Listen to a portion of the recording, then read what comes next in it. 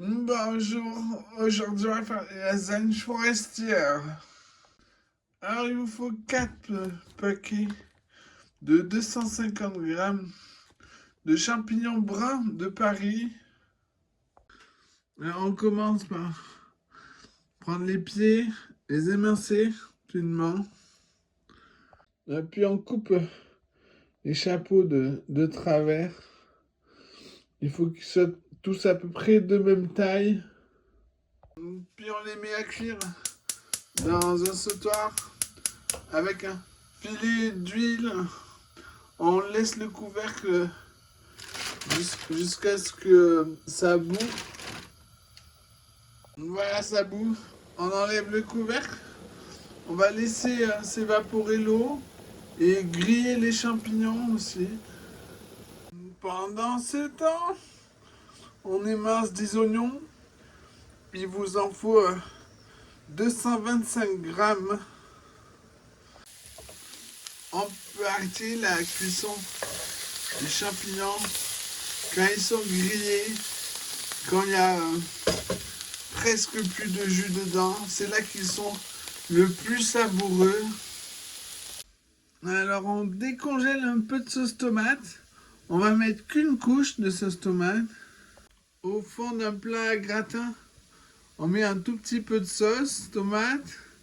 Par-dessus, on met à peu près 800 grammes de steak haché du boucher. Pas les surgelés, ce sera pas le même goût sinon. Puis on vient napper de sauce tomate, on peut tout mettre. Ensuite, dans un faitout, une grande casserole, on met de l'eau un tout petit peu au fond, juste pour recouvrir le fond. Quand l'eau bout, on vient y mettre 2 litres de lait.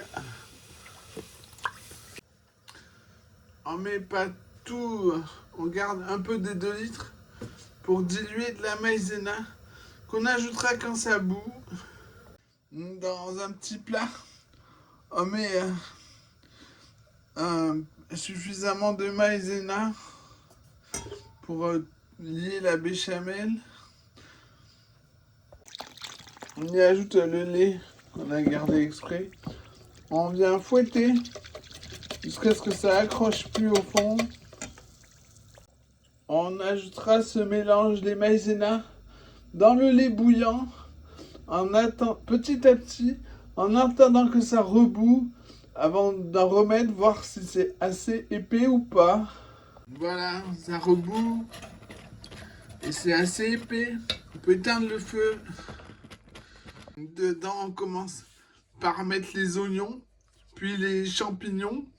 Et ensuite, on va y mettre 45 grammes de persil frais ou frais du congélo, haché de préférence.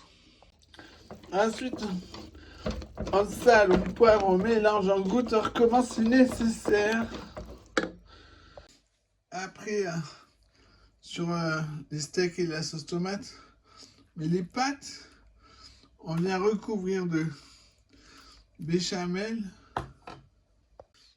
puis une autre couche de pâte, encore une autre couche de béchamel, puis on vient recouvrir d'emmental râpé. Voilà, maintenant au four, 180 degrés, ventilé, jusqu'à ce que ça soit bien gratiné. Il me reste un petit peu de béchamel. On peut en faire un gratin avec du cervelas ou des vols au vent.